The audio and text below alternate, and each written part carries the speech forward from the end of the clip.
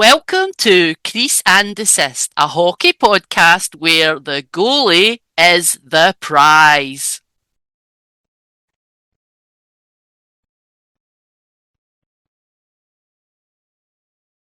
Hello, everybody. Hello. We have How's a it guest. going? We have a We do. guest. We have a guest. We do. I'm so excited. We need to introduce our friend all the way from Australia, Jessie. Jessie, welcome. Yay. Hi Hey, everyone, how are Jesse. we? Good, good. How you doing in the winter Uh, in Australia? Sorry about that, but no, I it's apologize. it's 6:15 in the morning here, so the eyes are hanging out the head a bit, but we'll get there. Yeah, Yeah, we well, have united three continents in the love of hockey: North America, Europe, and Australia. So the time zone difference is outstanding. We had to work it out with a pencil. Like the mathematician with constipation, it got worked out with a pencil, and but we did manage to get us on. Thanks so much for joining us, Jessie. Introduce yourself and tell us a wee bit about you. Come on. So obviously from Australia, massive hockey fan. I suppose unfortunately a Leafs fan, but it's been wonderful. I've played all sorts of various sports in my time. Australian rules football, cricket, soccer, and in 2020, which was a bit of an unfortunate year with everything that happened with the pandemic and whatnot, I got the hockey bug again after playing a couple of years as a kid and decided I wanted to get back into it, but switched to playing as a goalie. Oh, we have a wow. goalie! We have We a have a goalie, goalie! everybody. I have to ask Jesse, and I'm always quite fascinated, me living here in Toronto, I'm always fascinated how other people, like 3,000 plus kilometers away from here, miles away, how did you become a Leafs fan? It's a good question. There's a couple of things that go into it. One of my best mates is a Leafs fan, and he used to tell me a lot about hockey and whatnot. And I ended up watching a couple of games with him and kind of caught the bug there. It does also. There's a couple of little things as well. Like my Australian football team is the Carlton Football Club, and Maple Leaf Oh, Gardens is on Carlton, Carlton yeah, yeah. Street. 60 Carlton, that's right. I've And been the there. mascot, obviously Carlton the Bear. So it kind of ties in really nicely with that. But storied franchise, one of the great hockey teams, NHL teams of history as well. So And centre of the hockey universe, as Matt Sundin Apparently. keeps telling us. He Oh yeah, keeps we're telling us center. that. But And those we those, tell those ourselves that too, we unfortunately. do. But Yeah. the good thing is actually, Jessie first contacted me on an Instagram and we got chatting, and it just so happened that we were both out in Toronto in January to see some games, so we got a chance to meet up in person, which was amazing. He was the in his game's not so much. yeah, the games. So you saw 5 games, I saw 3, and they lost every single one of them. and God, that's so and bad. there was a polar vortex. It was Oh minus yeah. 35. It dumped about body worth of snow on us. So it was a bit of an experience being out in January, but it was so good to meet you. Uh, Standing there in your Stetcher jersey, I was rocking my Stolars.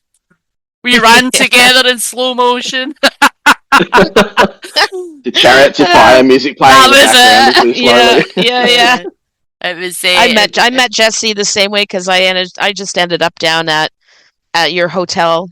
Yeah, You know, I went down to the hotel the center of the party universe.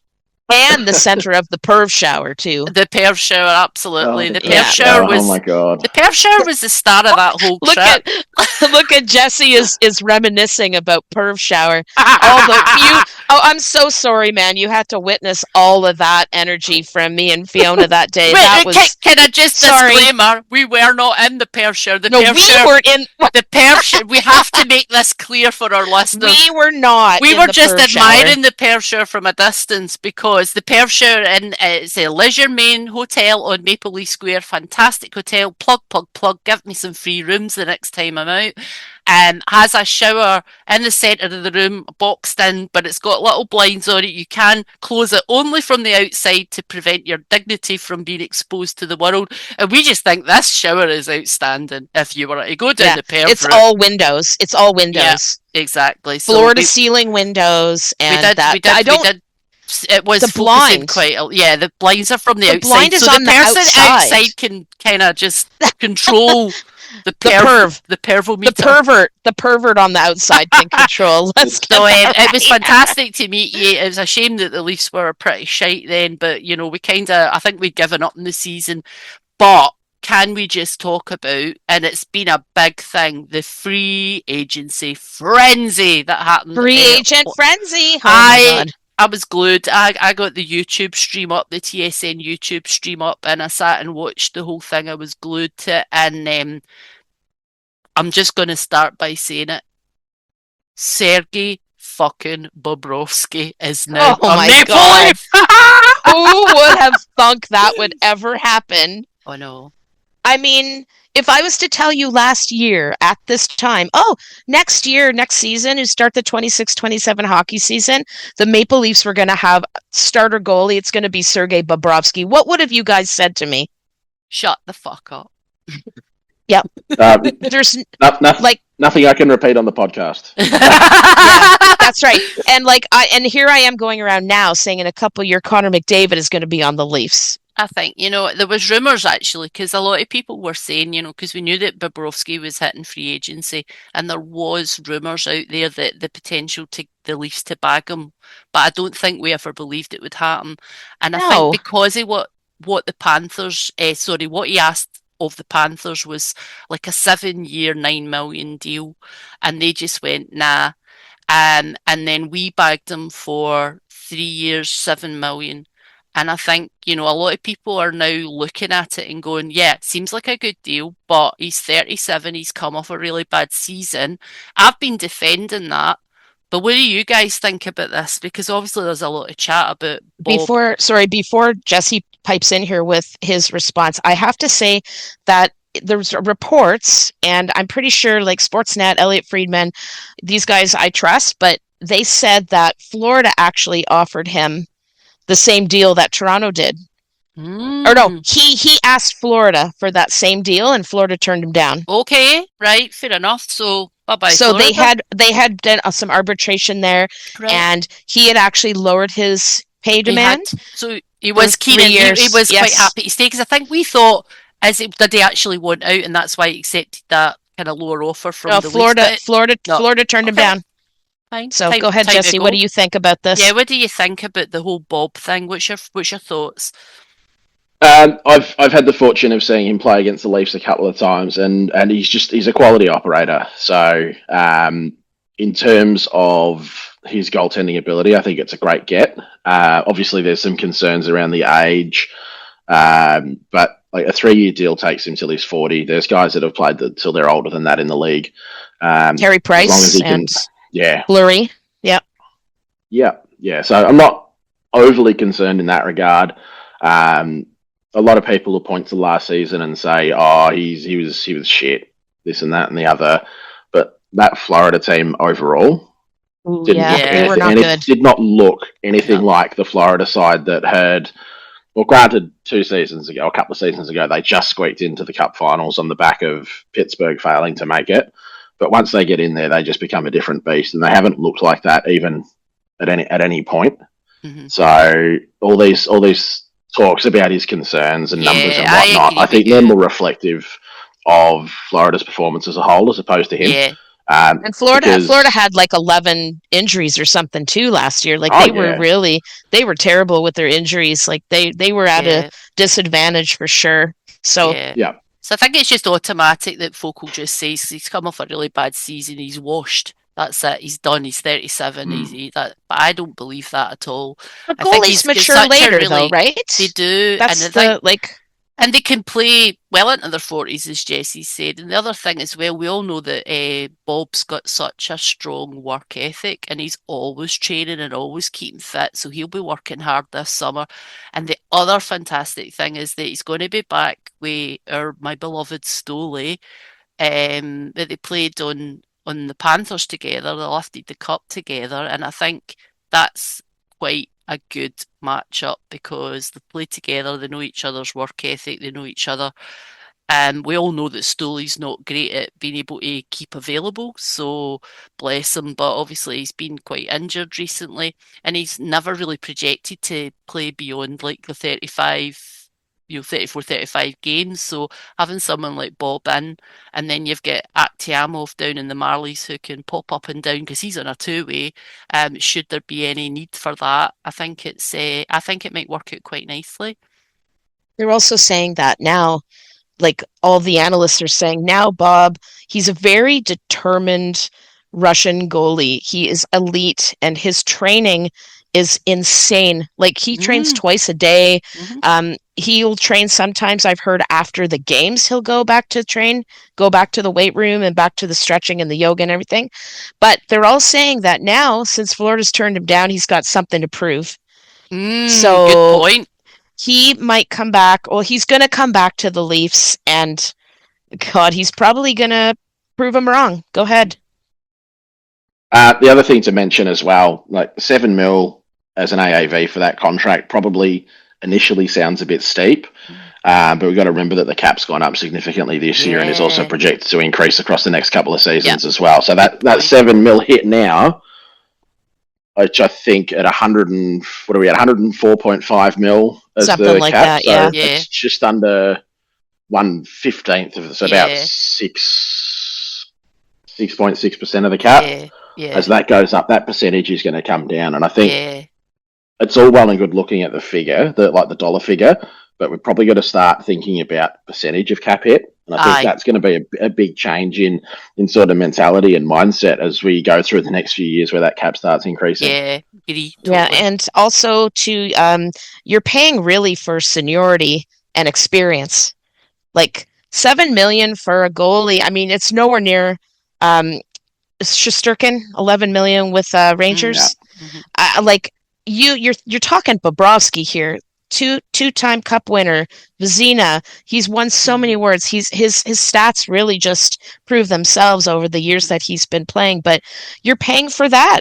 You're paying for experience. You want a big goalie, elite goalie, you got to pay for it, right? Yeah, absolutely. I totally agree with you, and I've been defending the Bobrovsky signing to a lot of people based on the fact that they just automatically went straight for he had a shit season, he's washed, he's done. So I'm really, really excited to see him, and I had to do an almost apology video because I did call him a dick last year. When I was out watching, I was out for the second round in Toronto, watching the Leafs play the Panthers, and I was just calling everybody a dick, including Sergei Bobrovsky, which is now pretty awkward. Yep. Was that not earlier in the season when you did that? It was. Wasn't that the same time as the massive fucking tits video? Yeah, it was. It was the Massive Tits video came out in March, and I went back out for the playoffs in May 2025, and that's when I was calling everybody a dick. So, well, I was actually in Toronto during the time of the Massive Tits video, so I don't know how paths didn't cross over then. So was I, apparently. I think we both were. I know, and that follows me to this day. I'm haunted by my tits. Yep. Kay's in Toronto? I don't believe it. So am I. Look, I've got my backdrop. So Bob signing, absolutely delighted. On the flip side, we knew if we got another goalie in, one would have to go, and Dennis Hildeby got traded. He's now off to Tampa Bay Lightning to play with Vasilevsky. Don't forget about my Joseph Wall. We're not forgetting about him. We talked about him. I know. We talked about him a few. So Joseph Wall went first. He went to Philly. We got Erson back, but we flipped him immediately. That trade, now that we see it, was all about Emil Andre, so it was nothing ever to do with the goalies. But now, obviously, that we've got Bob Hildeby got traded out. He's off to Tampa Bay Lightning to play with Vasilevsky. What a bloody opportunity for that guy! As much as we're sad to see him go, That's a and good I opportunity think for that him. might come back to haunt us. A lot of people are saying letting Hildeby go is going to come back to haunt us. What's your thoughts? Definitely. Definitely. Mm-hmm. He's a great goalie. He is a great goalie. He's young. They're going to develop him in Tampa Bay, and what a better person to develop with than My God. Vasilevsky. My favourite goalie, Bassey. Yeah, absolutely. Like, the guy, he's stellar, and I think he's going to learn a lot from Vasi, and we've seen him play. I think, what do you have, a .911 save percentage in 11 games? I mean, that sample size isn't huge. It's too but, small. But I mean, still, so much potential, though. Absolutely. He's got a lot of growing. I mean, if they say goalies mature in their 30s, he's only 23 years old. Yeah. So he's got a lot of time to develop. He's big. He's, like, flexible. He's good. He's fast. Lateral movement's great. Like, I watched him first on from being on all those Marlies games. I've watched him warm up. He's really good. Like, I mean, what do you think? I wish you would smile more. Yeah, what's your thoughts on that, Jesse? What did you think when we obviously traded Hildeby out? I had a funny feeling that something was going to happen with one of the goalies, just because of Hildeby's status going into this season, no longer being waivers exempt. Yeah. We're trying to figure out, like, even chatting with some of my friends down here who are Leafs fans, are talking about it. Oh, are they going to carry 3? What happens if they carry 3 from a roster and cap position? So to end up seeing him get traded out is not a massive surprise, but in terms of what it brings back into the team, it's one of those trades that you can sort of stomach. Just going back to some stats there. So amongst goalies who had 20 or more starts in the NHL last season, he was 3rd for save percentage with a .913, which is phenomenal. Yeah, .913, yeah. Yeah, it was .911, .913. He would have had to sit. If he was put on a 3-goalie roster, it's going to be Stolarz and Bobrovsky all day. We spoke about that. Yeah, and then Hildeby would have had to sit. And wasted I'm going to be honest. I mean, when I was at all of those Marlies games, Hildeby hadn't played a game in months. It was all Artur Akhtiamov. He sat on the bench, and I know that because and Fee, you knew that too. I kept sending you close-ups of him sitting on the bench, looking all miserable and stuff. Like, he just wasn't playing. They were not playing him. There was a back-to-back game. They played Akhtiamov both games, and I was kind of shocked by that, but I mean, Akhtiamov was hot. Like, he's the future, right? So they believe in him, and they just sat Hildeby. So that made me think, maybe Hildeby might be on the way out. Yeah, I was just going to say that because the fact that we all know that when folk got sat out, that, it's maybe protecting them from injuries. I know that Akhtiamov was on fire and he was doing an absolutely fantastic job, but the fact that they never even put him in one game, Hildeby, made me now think in hindsight they were protecting him because he was always ready to get traded. Yeah. Yeah, it was crazy. Good luck to him. I'm really excited to see him play down in Tampa alongside my boy Vasi. So good on him.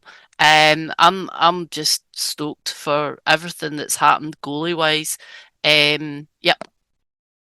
Nick Paul's been a noted Leaf killer previously as well, so it's nice to see him inside the tent for a change. Yeah, he's a hometown boy too. He loves being here. Yeah, that's great. Certainly loved a goal against us. Yeah, I mean, the rest if we just talk about free agency in general for the Leafs, because obviously, as you know, we're all Leafs fans. We do talk about goalies and other teams, but we are Leafs fans. So we bagged quite a good spread of forwards on the free agency. And we've also got, as you mentioned, we've got Nick Paul as well. We also signed Darren Radish before free agency. That was a big one. Well. That was a big one. And now we've got Andre has now signed with the Leafs. Stetcher has re-signed with the Leafs. Tanev is going to be back fit. So as much as it initially, when you look at the free agency and you go, God, there's a lot of forwards. For me, there's a lot of really good defensive forwards, and we've now got quite a nice little decor building. The only thing I'm going to mention is Morgan Riley. There is Yeah, still, I was gonna say. so we know. I mentioned this to Doug the other day when I was doing my video for his pod. So we know that we're over the cap spend at the moment. That's fine. It's off season as long as we get it sorted. So we know there's more moves afoot, and I'm wondering how close they are to getting Morgan Riley shifted, because there's been talk about it for ages, and he has like his no move clause. But he has indicated he'd be quite keen on a certain few teams in the Western Conference. So have we heard any more about that? Because I've not seen anything more about it. It's been around in the Toronto news that that's the next big one to happen this summer because of the move of Darren Radish. Is Darren? He has a brother that plays. Is it? It's Darren, no, it is right? Darren Radish. Yes.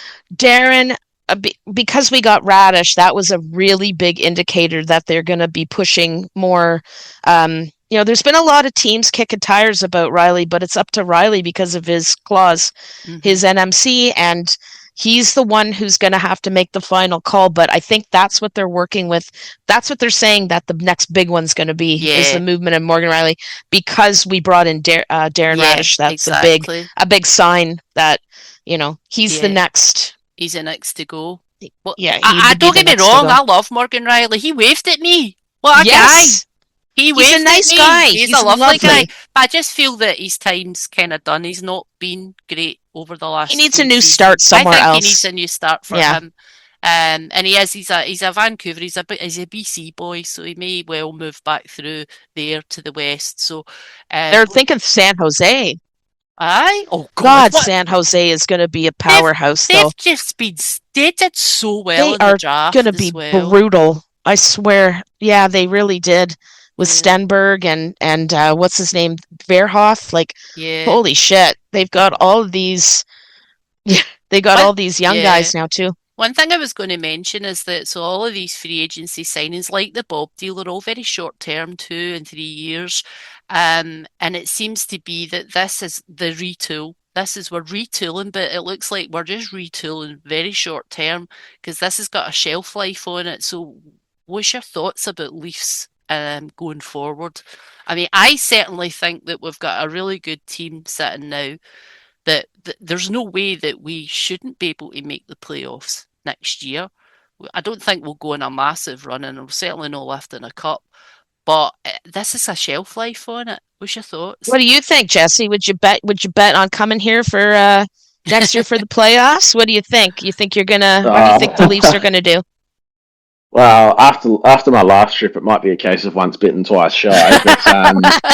But the moves that have been made, it was great to sort of wake up and see how much had been done on that day, because the free agency window opened at 2 a.m. Melbourne time. So there's no way I was staying up for that with work the next day. So waking up and seeing Roslovic, Bobrovsky, Bluger, all the signings that have been made, okay, Shaker's getting some work done. And given how little we saw from Treliving, particularly in the second half of his tenure, it was quite refreshing to see some positive moves being made, and what it does, some of these signings for centre depth and also just for sort of filling out that middle and bottom six. I think there's a lot of positives to take out of it. Yeah. I agree. I was wondering as well, like we all heard the rumours about, Matthews not being too happy, and there was the rumours about potentially him moving on. Do you think that they've done this specifically to try and say, right, we are kind of pushing to be a contender. We want to keep you.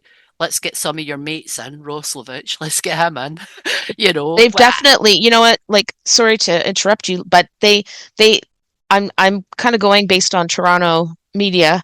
They have said that basically at the end of last year, They spoke with Matthews. They asked him what his future was. They asked him what he wants to see, which direction the team would succeed in, and what his wishes were. So I think as a captain and keeping him happy, there's a certain element of that that's important. We were hoping 10 years ago when he was drafted, he's going to be a franchise player. He's going to retire here, hopefully with success. So I think he's been in on a lot of the meetings. That's what they're saying. So I don't know if it's necessarily they're doing it to keep him happy, because Shaka doesn't seem like that kind of emotional guy. He's very analytical, very kind of cold. He's going to come in, he gets the job done. And we've seen he's come in and done some things where, people are like, oh, you traded Wool, or what are you doing? Like questionable things. But in the long run, he's doing what he's hired to do. So bringing Matthews in, I think, was an important part of the puzzle at the beginning. And I think to an extent they do want to keep him happy, but also you don't want to let a player, even of Matthews' stature, run your team, right? Yeah, I was going to say that. So I was going to say, if I had to take a kind of totally, take a step back and take an objective view, do you think that, there could be the potential for this to be the failing of the Leafs over the next few years, that they seem to have built a roster around Matthews and had him so involved? Could this be we sit in 2 years' time and a lot of the Leafs Nation are sitting going, I fucking knew that. I knew this would happen. I know we don't have a crystal ball, but is there a risk that you're building a retool team of short-term contracts with older players just to keep your captain happy and keep him Or here? if you do that and do... Sorry, go ahead. When your captain is potentially past his peak? Or what if you do what he says and you take all of his ideas into consideration and he says, I want to be traded? Exactly. So right. Is it better to shift them now or let them walk away for nothing? That's the big question, Jesse. The other thing to remember, sort of talking about Matthews as well, is he was being asked to play a totally different style under Berube. True. There was a lot of chat recently from some of the other talking heads in the hockey media about his so there's a number of face-offs and starts in the defensive zone. Mm-hmm. He's a goal scorer.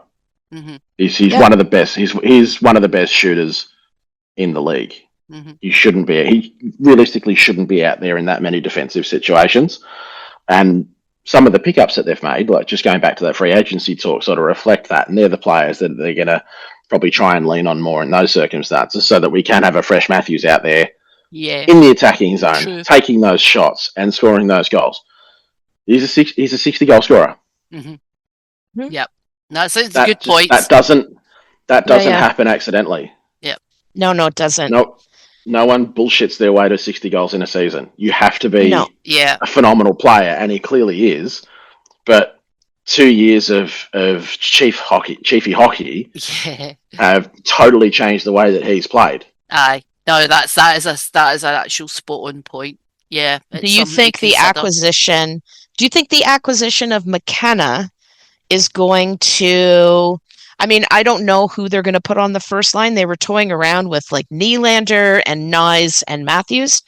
But if McKenna's on the top line with Matthews, do you think that's a good alternate and a good solution to... No, I don't want to say replacement because they're different players, but in like when Marner played with Matthews, Marner was the one that fed Matthews all of many of those goals he scored. Do you think McKenna, based on what you've heard, can be a suitable replacement, quote, replacement, unquote, for Marner? What do you guys think? You think it'll keep Matthews happy? It's hard to say because we don't know if he is going to be on that top line. But we've chatted about this, and I think that he does have a similar play style. He does. Although he is a lot more offensive. I love saying that. You're offensive. You're offensive. So there is the potential, but I guess it just depends where he sits. What do you think, Jesse? Well, I think, as you said, he does seem to be more of an attacking option than Marner was, as opposed to just a creative setup guy. And that's not to diminish his abilities as we see as a setup player. I think he's got a nice balance of both. If you cast your mind back to those years where Marner was a Leaf, one of the biggest criticisms of was that he wouldn't shoot. He'd be in good positions and look for the pass. Good shooting positions and look for the pass. My gut feeling is we're probably not going to see that as much with McKenna outside of youthful inexperience, sort of as his first year coming into the league. But then again, we also don't know what the pairings are going to be.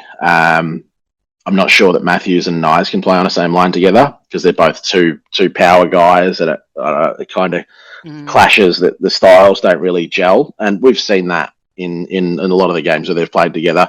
Yeah, it's great having two big guys out there, two power guys, but I feel like they're treading on each other's toes a little bit. So maybe it'll be a split. Maybe it will be Nylander on the other side. Yeah. Who knows? Who knows? Who knows?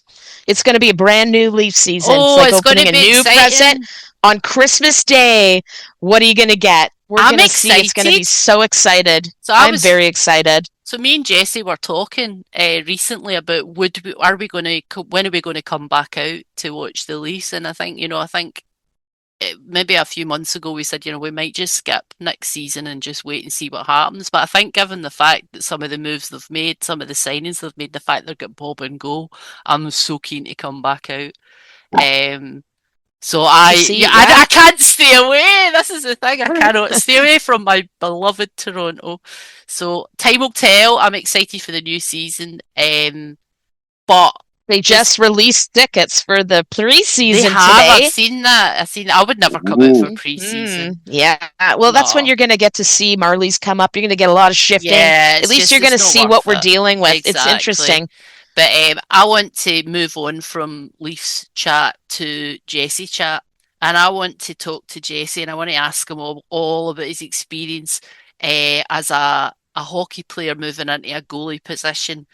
And, I just want to know all about it. I don't have any specific questions. Just talk goalie to me. Talk goalie.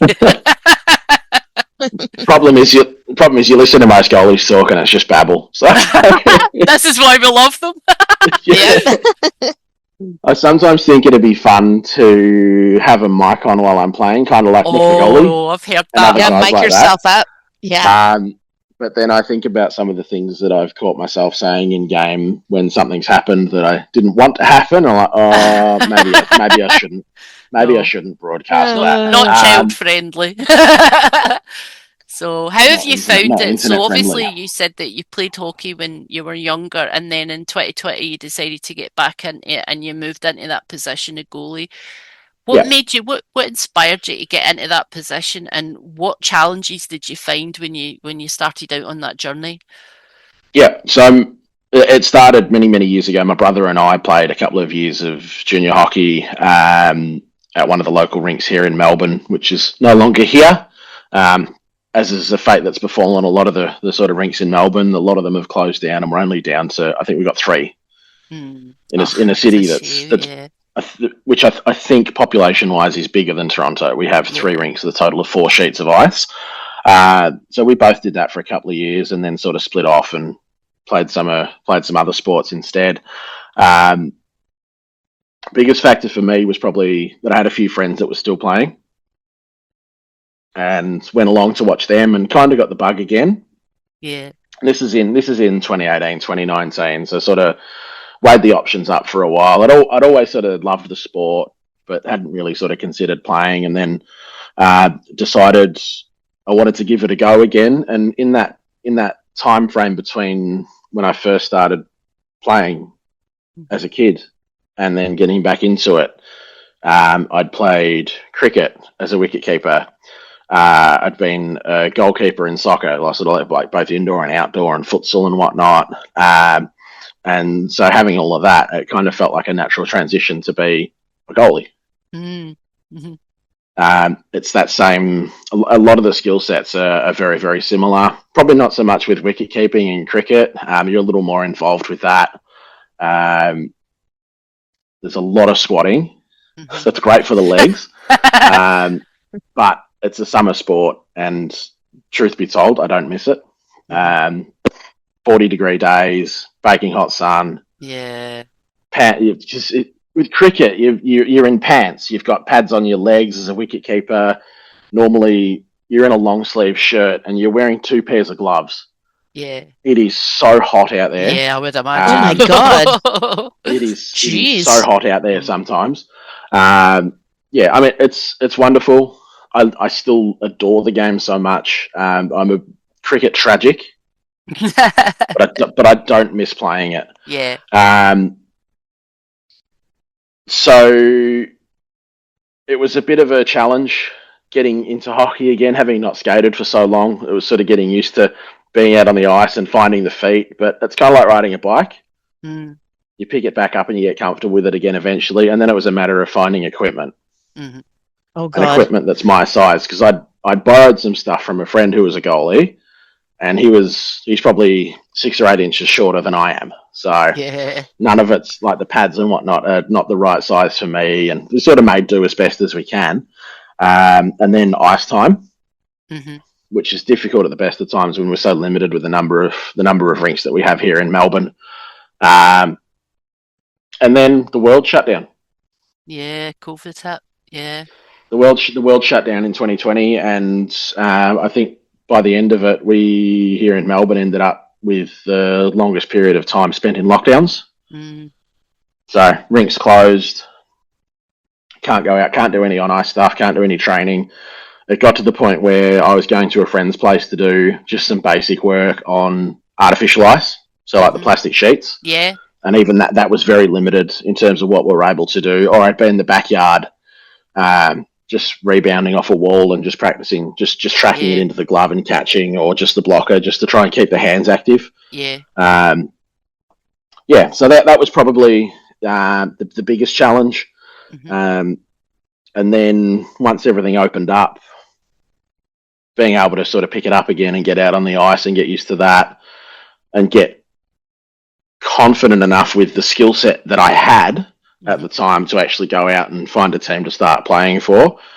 And I was sort of in a position mentally that, okay, I feel like I'm going okay for a beginner, but I don't know if I'm ready to make that step. And I was actually fortunate enough to be on the ice at one of the rinks with a guy named Greg Davis, who was a goalie coach of one of the Australian Ice Hockey League teams, and he was the backup, effectively. He was the third choice. So if Perth came over to Melbourne to play either of the two Melbourne teams, they'd have him in the squad. So pretty handy guy to have around. He's no world beater. He's good by our standards.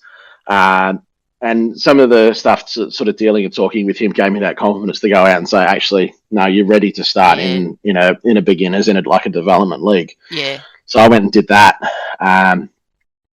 Found one of the other rinks runs a competition there, and their bottom division is that development comp, and went in first season. I think I had 3 shutouts in my first season, and we lost the grand final on a penalty shootout. So what a stud! Oh, look at that! Look at that! That's great. I just think it's like we talk about the goalies and we say what does it motivate someone to be a hockey goalie, because we know how tough it can be. Even in the junior leagues, it's a tough position mentally, physically, psychologically, because you're out on your own. So what actually, what motivates you? I don't know if you've got another question, Kay, because that's Oh always the no, thing that asks me. it was refreshing to hear your answer to that question because, in my experience, most of the goalies I know started playing because we didn't have anybody else to play net. So they're like, okay, I'll do it. And that's how they got into it, like 10 years old, 12 years old. They're like, okay. So that's how they started. Not because they wanted to, but because they volunteered to. Just gruntled, okay, fine. So that's nice to hear your story. It's great to hear. But I think for me, just going back to that question I had, is like, just what actually makes you. I know you've got a kind of background of kind of similar positions, so it's a natural fit for you. But what is it that actually drives you to want to be that last line of defense, the guy that everybody blames? Stand behind pucks that are being hurled at you at 80 miles an hour. Like, what makes somebody want to do that? Exactly. It's like, are you just a weirdo? Is that what you're trying to say? You're just a Yeah, weirdo. you're a weirdo. Yeah, it's gotta be. uh, no more than anyone else in this chat. Oh, zing! Touche. Yeah, okay. You're not lying, so. Yeah, it's the challenge of the position and the unique sort of responsibilities that come with it. That feeling of making a big save where no one sort of expects you to, or denying that big chance is wonderful. Yeah. And I suspect it's probably the same for a forward who scores a goal, but I know, having never played forward, I can't quite tell. Psychologically, like you said, it is tough sometimes, even playing just rec league or beer league, lower levels here in Australia. Not exactly a hockey country, but you're still going through the same things. A lot of it's sort of very transferable, I suppose, because you're going through the same things, you're having the same thoughts, it's the same processes and so on. But it's also about having that support network in place around you and back to processes and whatnot. And if I find that I am getting into a slump, I'll just go back to basics. Yeah. You hear them saying that a lot about the process. We always joke about when the people chat about process, following the process and going back to the process. But it is obviously a thing, and it's like it's the same, I guess, in anything in life where you're faced with a big challenge. Sometimes the best approach is to take that step back and break it down into the most simple terms that you can and progress from there. It's not a step backward. It's actually a step to the foundation of why you were there in the first place. So it does make sense. And look forward. You always look forward to games. You never look back because you're not your losses. You know what I mean? There's a lot of shit that goes into losing in hockey, and the goalie's not the one to blame in most of the cases. So if you can get over that hump, right? Like exactly, but they're the one that people remember because it's the last time the puck passes and it's straight into the goal. One thing I want to ask you is so we talked about equipment earlier and we know how expensive it can be. Yeah. And you talked about the fact that you maybe borrowed stuff. I have to, you know what I'm going to say, I have to mention, I do know that you have Anthony Stolar's St. Pat's pads, glove and blocker. How did you get that? Did you steal get that? Did you? Yeah, he stole it. Did you cosh him in Toronto? Did you rob him? Here. Did you break into my house and steal them? I refuse to answer on the basis that I may incriminate myself. Pleading the fifth. Plead the fifth. He needs a lawyer. Yeah, and they're beauties. Absolute beauties. They are. They've actually fallen out of favour as the pads that I'm wearing at the moment. How very dare you. Well, okay, this podcast is over. Bye. Click. So it's all right. The other pair were pro returns from the Leafs as well, and they were made for Ian Scott. Oh, former prospect. So they're great pads as well. But yes, I was when I was there last year. I was lucky enough to pick up the St. Pat's pads and gloves on the auction that they did afterwards. Wow. So how did you, just logistics-wise, because you're obviously based out in Melbourne, Australia, how the hell did you get them shipped over, or did it cost you an absolute packet? I was actually still in Toronto at the time. Yeah?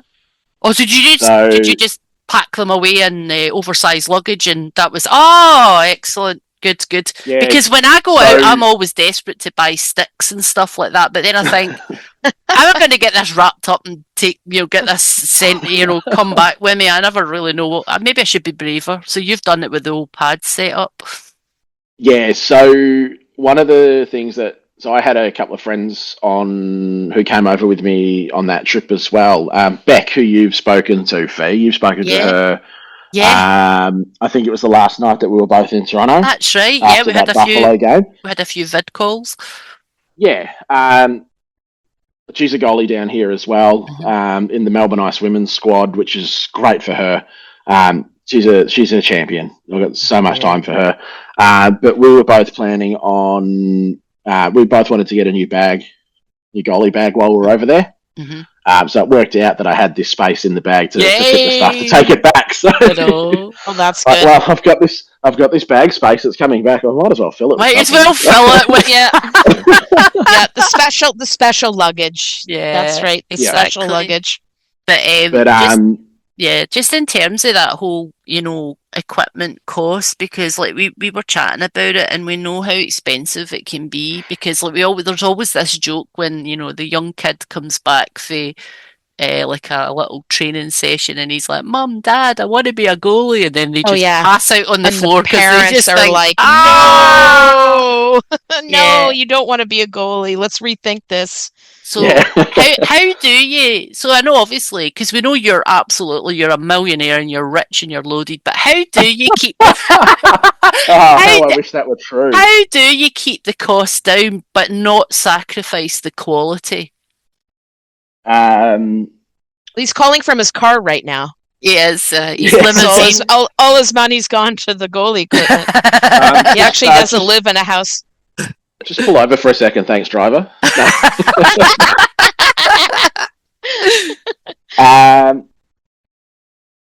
Look, there's a plethora of options available. Even here, we have groups on Facebook where it's buy, sell, swap, where people are selling old gear that they've used, and usually it's still pretty good quality.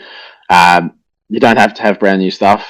Mm-hmm. There's good quality used stuff out there, and that's a good way to make it a bit more affordable to get into the game. Like some of the stuff that I've had previously, I've moved on to sold to other people at a good price that they're happy with, and that's enabled them to get into the game in equipment that's the right size or close to the right size for them, instead of using stuff they have to borrow from a team or from the rink that might not be. And that's a big thing to help them get their confidence and whatnot in the game as well. I like my pro return stock. I'm not playing at a particularly high level here in Australia, and it's not a particularly high standard of hockey, but I like having gear that I know is going to give me that support and protection that I need when I'm playing, because realistically, it is a dangerous game. Yeah, absolutely. You need tip-top equipment, but it is so much fun. I have a question. So here in Canada, when we play in the leagues here, most of our goalies either don't pay to play or they pay a very small fraction of league costs. Is it the same? I guess it's based to offset the equipment price. Is it the same in Australia? Like when you play a league game, do you have to pay to play, or do they let you play for free? So we'll pay depending on which competition I'm playing in. So we have in Melbourne, where I play, one of our rinks runs their own beer league. So everyone pays season fees for that. There's insurance costs and whatnot. And generally, the goalies will pay less. I have played on teams where that hasn't been the case, and I don't have a problem with that personally. That's not a concern for me. And then I have played in teams where the goalie either plays for free or at a reduced amount. And I'm grateful for that, but I'm not going to arc up if they say I've got to pay the full amount. That's never been an issue as far as I'm concerned. And then our other competition that plays, so Ice Hockey Victoria, which is like the federated state body, would play proper competition. So there's registration, there's membership fees that are associated with that, so club membership fees and so on. But we get a discount as goalies on our fees there, and I believe that's standard across the whole of that competition. Okay, so that might just be a universal thing in most leagues. I think they recognize that you guys, like, your equipment is just 2, 3, 4 times as much as forward, so that's good. Glad to hear it. It's superb. I think they're grateful that they've just got someone who's willing to stand in front of a puck as well. Exactly. That's another thing. Here, we're going to lure you in. You don't have to pay. But just stand in front of all these pucks being whipped your way. No. Oh yeah. It's great to hear. I've had some ripping bruises from pucks finding gaps in equipment and whatnot. I'll bet. Oh yeah. I'll bet. Yeah. Like the back of the legs, when you get slashed on the back of the legs. Isn't that awful? They don't have any equipment there.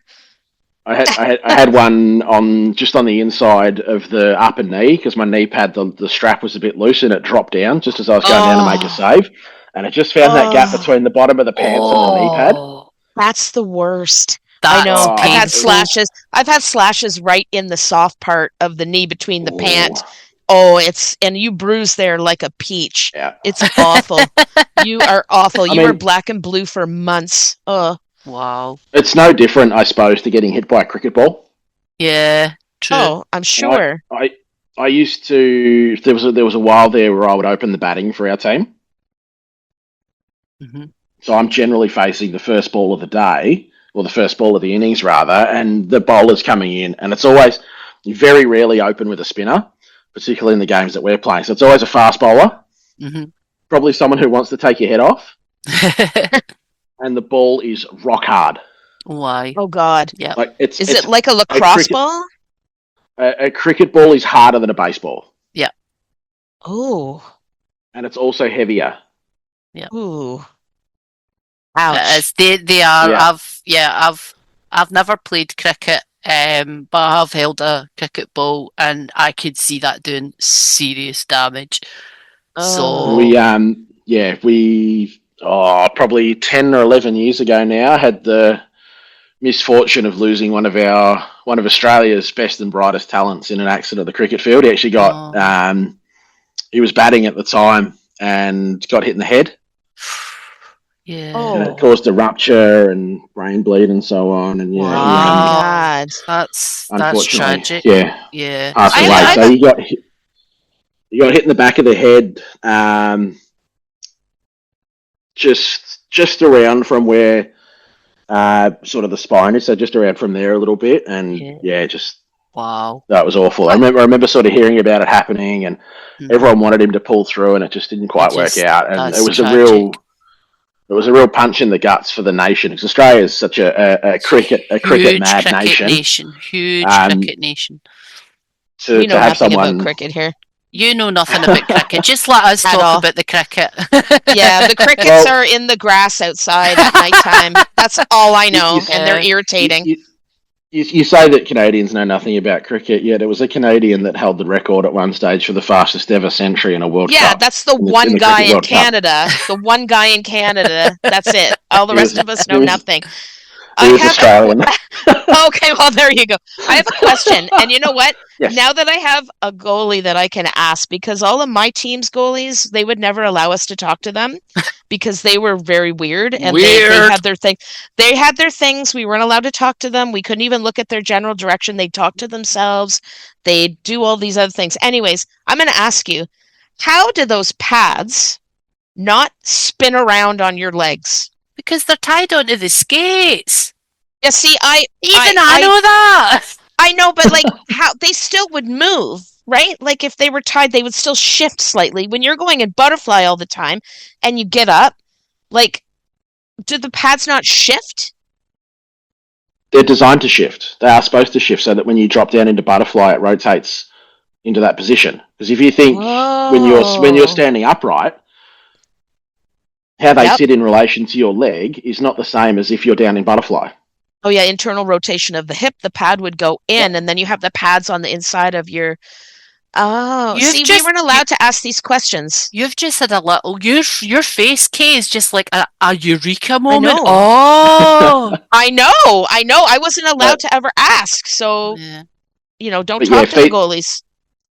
Fee's correct in that there's an attachment at the front of the pad, so it attaches. So they call it the toe tie. Hmm. That Yeah, I've attaches heard of that. the front of the boot attaches that to the toe on the skate, and that's where you got a lot of that control in terms of pad and whatnot as well. I've heard of the Um, toe tie, but it doesn't move, right? When it's really tied securely, it doesn't move. It doesn't spin or like, it depends how well. I mean, you don't want your pads on there too tight because that'll have impacts on how well they rotate when you drop down. So you want them relatively loose, but you still want to be able to have that control on it. And you'll see a lot of goalies as they move around. A lot of the pads, particularly the older style goalies that use the old buckles and straps, you'll see that they do move around quite a bit. The Velcro straps nowadays kind of tend to hold it in that little bit tighter, but they've got that flexibility, whereas the old leather straps really didn't. And so they do rotate, but But yeah, they're it's only designed just but to. only a it's a certain hard amount. concept. It's a hard It is. concept for me to get around. Like I'm a forward, so I think I'm gonna get my ass though to the hockey shop up the street, and I'm going to go try on some goalie pads. And I'm probably I'll never be seen again. Probably because I'm going to go into butterfly and break both my knees, and no one will ever hear from me again. So before I go, I'll make sure to say it's actually a dream of mine to go to one of these stores when I'm over and say, right, I'll take you. Kit me out and let me see, put a pair of skates on me and like just let me stand there because there's just nothing else I'd be able to do other than just stand there. We'll go. Would you mind if I took shots at you though? Because they have in these hockey shops, they have this little area where you can try the equipment out. So you put that stuff on. I'm going to get a stick, a nice flexible, 65, 50 flex stick, and I'm going to get... I'm just going to stand there and swear at you, though. I know. Lots of Scottish noises. There's just no way I could do butterfly, because like you, if I went down, that's it. I'm down. And you need to phone the ambulance to get me escorted, because there's just no way I'd get back up again. If you are going to do that, head out to Duke's in Etobicoke, because I'm pretty sure they still have a pair of Stolly pads there. I'd just sit and snuff them. I would blow it up. Yeah, I know. It's like, okay, Fiona, we got to go. The security's coming. We have to leave. We have to leave. Hurry up. I think they're from his time at Anaheim, though. So. Oh, well, no, I'm not. Who cares? Not but who cares? Stolly wore them. Who cares, though? Do you care? I'll be out with the swab getting DNA samples. But they had a Samsonov set last time I was there as well, from his second season with us. Yeah. So I'm just trying to think who else. There's a few others too. Yeah, so. Dukes, you say, the topical, right? I'm on my way there next time I come out. All right, I got it written down. I absolutely loved hearing all about your goalie experience. I just want to ask a question about, obviously we've got all our kind of nicknames and fun names for things. Like, I think we talked about it before. So, like, in Hockey Australia, what kind of stuff, or even any other sports, what kind of stuff do you guys have as, like, names for things that you could maybe test us so that we could find out if we understand what you guys are speaking about? Yeah, give us some hockey terms and let us guess what you're saying. Or even any other sport. The hockey terms here are pretty much the same as what you're going to see in Canada. I think hockey language is pretty. It's pretty universal. I've apart from Scotland. I don't have any off the top of my head, but we do have some in Scotland that are completely different, as you would probably imagine, because we just talk shite all the time. Yeah. So I've put some together that are predominantly Australian sports. So it's cricket, Australian rules football, a little bit of rugby league. Some of these, I don't expect you're going to get any of these, but let's have a shot. Okay, let's have a go. Let's have a go. I'll say the word, and I'll sort of use it in a context as well. Okay. So the first word is hanger. A hanger. What sport are we talking about? So Australian rules football, and someone's taken a hanger. Does that mean that they're kind of maybe jumping up and hanging in the air? No, they've been clotheslined. They've just been just checked out. Yeah, somebody hit them hard. Fee's closer. So a hanger is one of those spectacular sort of marks that you see where someone will jump on someone else's back and take the mark up, catch the ball up high. I was actually thinking, the thing I was actually likening it to was when I watched the rugby union, when they're in the lineup. Oh, the line-out. They throw and they're up, and I kind of was imagining that as a kind of hanger, because you're almost like you're hanging on the ball in the air. Yeah.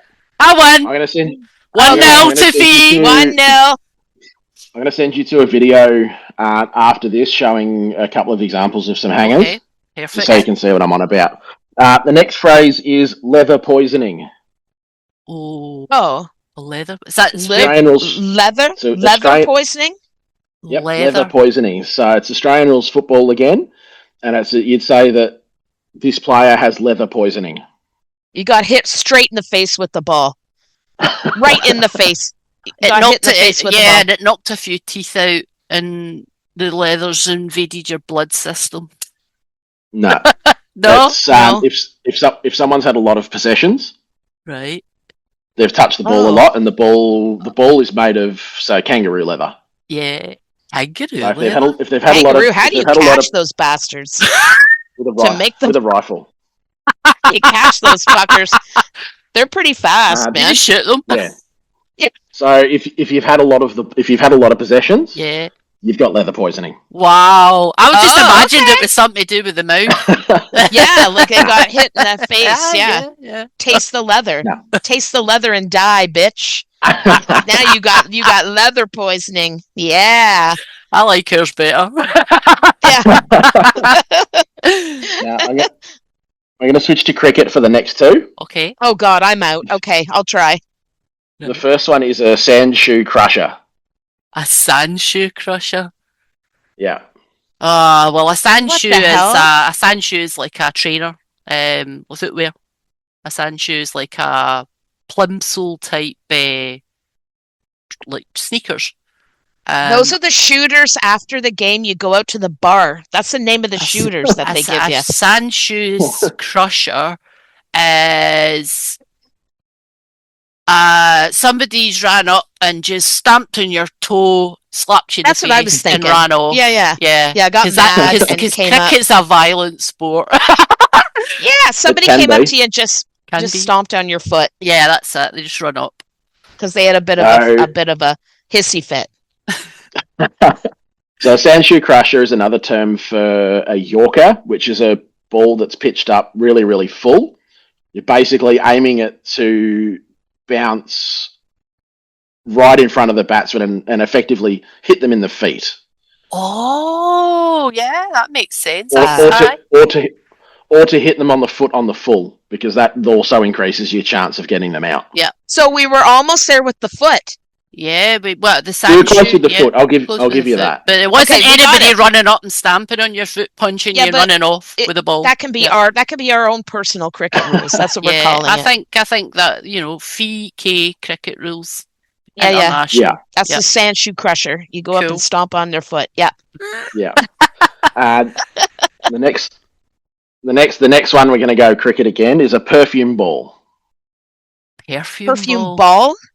Well, I don't know. Okay. It's like, is it a guy who's maybe had a really good shower? He's cologned himself. And he sprayed his nut bag. He only just sprayed one of them because he doesn't want to overpower the other team by having a fully perfumed nutsack. So right, just the one side.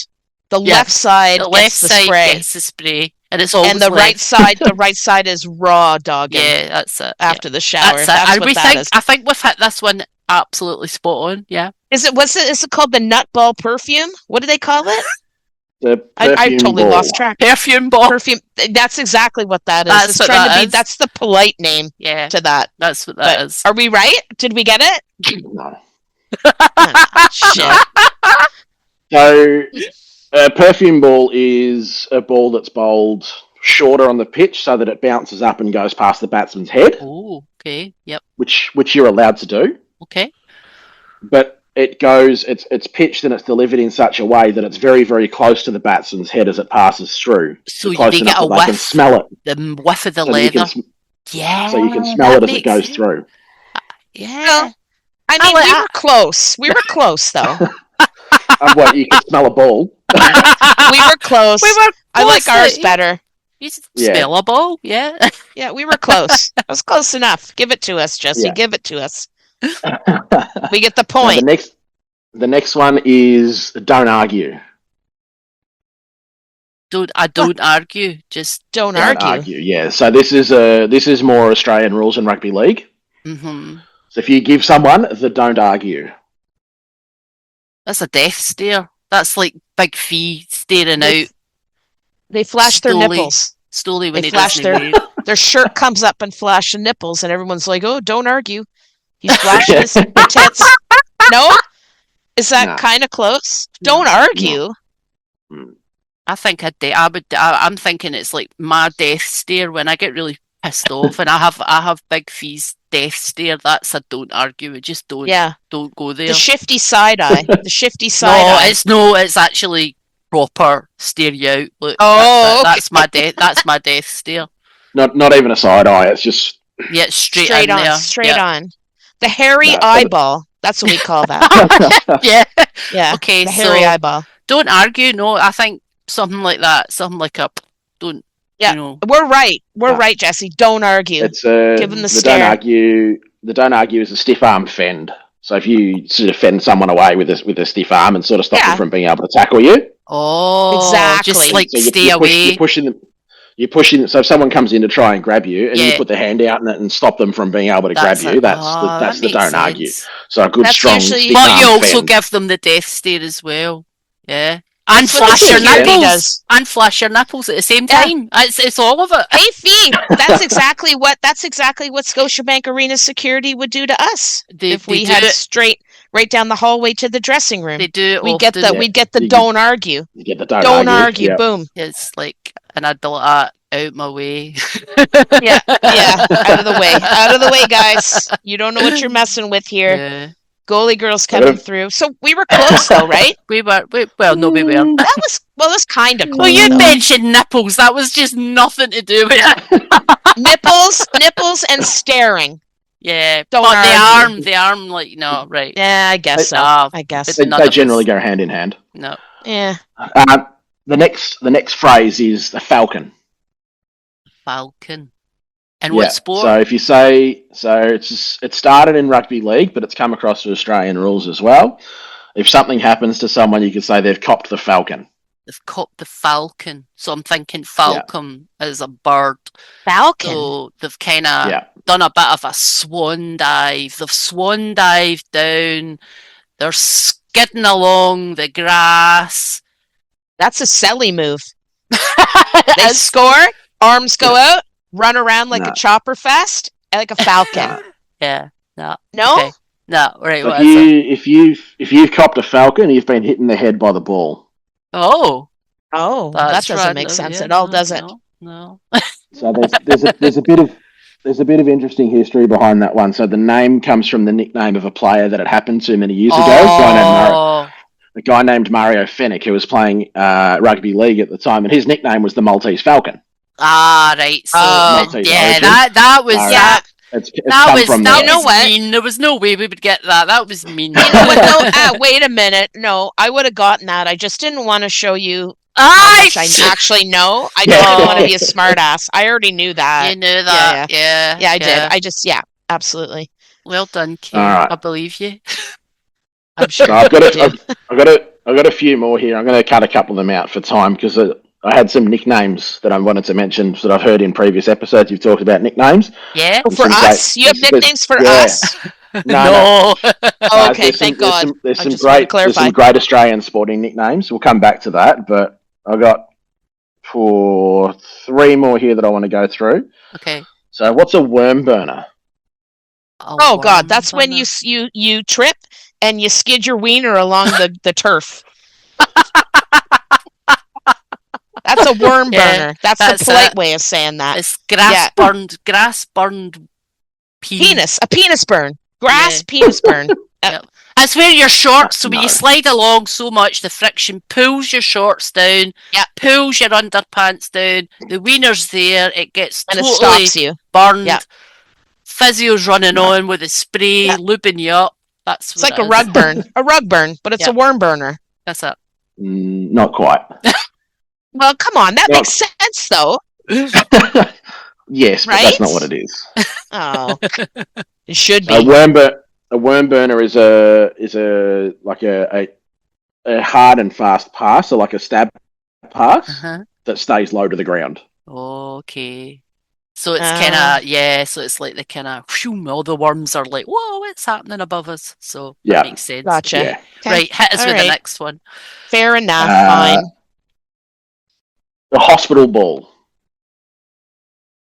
Oh, well, Oh, that's where you've taken a clean smack and you're knocked straight out and they're carting Yeah. you off on the gurney. and the stretchers. Yeah, Yep. that's what Well, that that is could for be- sure.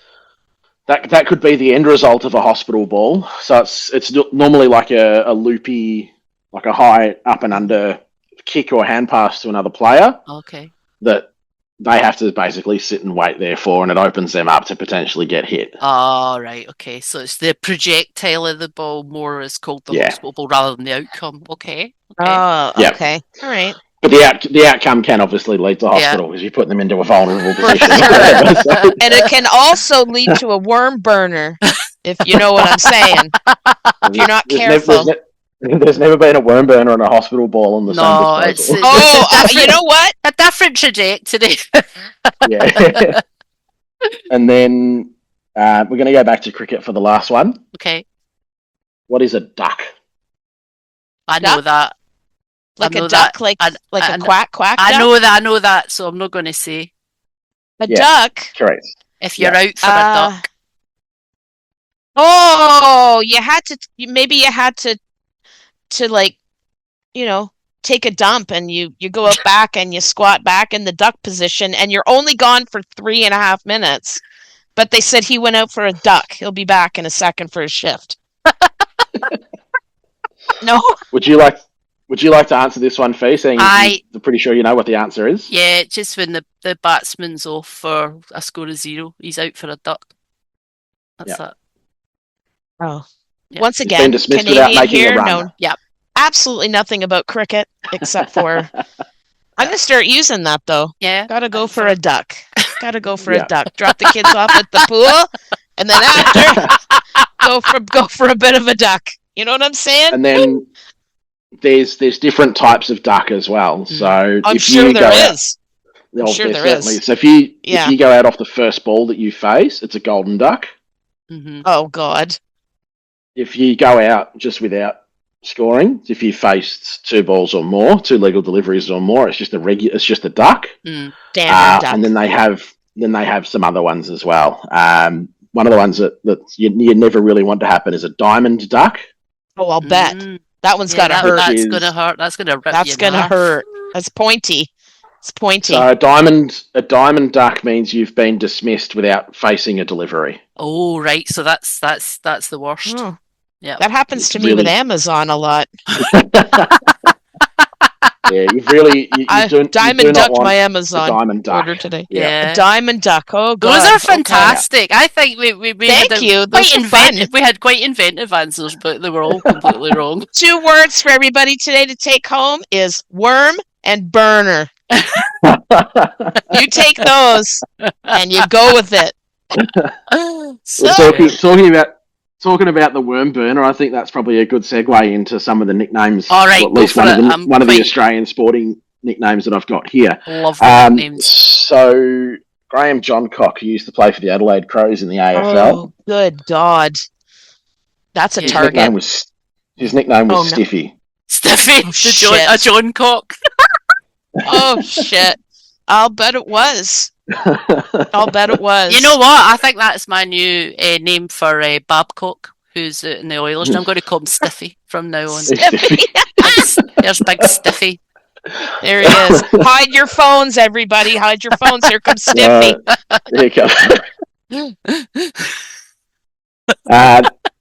My team, Carlton, had a guy who played in the 70s and the 80s. I don't think he'd ever been to a barber. I just sort of looking at his hair and his beard and whatnot. A guy named Bruce Dool. Right. His nickname was the Flying Doormat. Oh. Oh my God. I think I had a friend in high school with that nickname because she was a bit of a promiscuous lady. A flying doormat. Different reasons. Yeah. Different reasons, but same kind of thing. I love that. That's great. Oh, wow. Yep. Who's like a white man. Wallabies legend, so Wallabies is rugby union. Wallabies legend John Eales, his nickname was Nobody.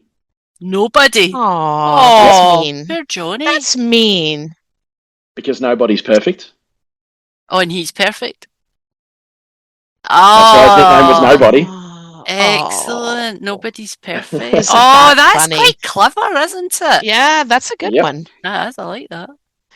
And then the last one I've got here, so we're going to go back to cricket again. In the 90s, there was 2 brothers who were very, very good cricketers. Both ended up playing for Australia. So Mark and Steve Waugh. Mm-hmm. Steve got his break into the Australian team first.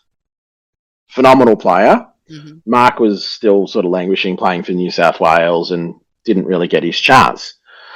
His nickname was Afghanistan. Did What? he like goats? Was he a goat farmer? No, Oh, because what? he was the forgotten war. Oh, that is clever. Warner Oh, Brothers. that's wow. That is. Oh, Oh, I love that. that's So good. there's some very creative nicknames out there. Really, I love And, it. like, It's superb. seeing some of the stuff that comes out in Australian sports and also English sports as well, Yeah. makes me really disappointed when you see how basic a lot of hockey nicknames are. They are, yeah. It's just their last name with an E on the end. There's so much more you could do with it. Another one that I'd seen mentioned, I wasn't sure I was going to talk about or not, was Brett Lee, who's an Australian cricketer, and Yep. you'd have your batting lineup because your bowlers bat in cricket, so your 11 that are selected all bat through, and he would always bat behind. So it'd be his brother Shane Lee would be ahead of him. Mm-hmm. So this is usually at sort of 9, 10, 11 in the batting order. So Shane Lee would be at 9. Neil Harvey would be at 10. So his nickname became Oswald. Oswald? Because it was Lee Harvey Oswald. Oh, yeah. yeah. There you Okay. go. I still think it doesn't beat the goalie that we talked about, the old hockey goalie for the 1940s. Steve my God. Basinski, the puck goes Inski, because he was so shite. New York Ranger, poor Steve. Poor Steve. R.I.P. My Steve. God. He's no longer with us, but Steve Basinski, the puck goes Inski. Basinski, the puck goes Inski. Oh. Thank you so much. This has been so good and so much fun. Thank you for bringing the world of Australian sports to us as well. And Thanks for having me on. Talk about all your goalie experiences. Thanks for waking up early for us too. And we've actually watched the daylight rise, the sunrise. Yeah. Oh my God! You. Look how light It's behind now you daylight. it is now. It's now daylight Woo! for Jessie in also, Melbourne. Thanks for the term worm burner, because that's going to become a regular in my vocabulary now. Yeah, Mike Babcock, worm burner. Yeah, that's it. We're I'm going to make a new chant up for involving all of that, and we're going to sing it at the next Leafs game we go to. Absolutely will. So thanks Jessie. Just before we go, a shout out for our Instagram. If you do want to drop us a message, send us any questions, any comments, slide in the DMs. We are at the Goalie Girls. It's the.goalie.girls. My Instagram handle is shamelessly at Scottish Leafs Queen. Go me. And Kate? Mine is at HockeyGirl 6034 HOCKEY 6034. And Jessie, what is yours? Mine is at official_JF_40.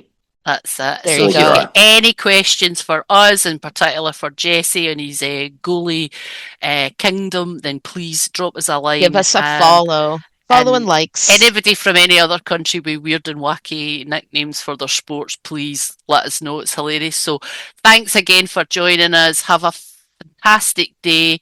We'll see you next time on Crease and Desist. Crease and Desist. You always do it 2 seconds behind me. Right, bye. I know. Bye. Bye.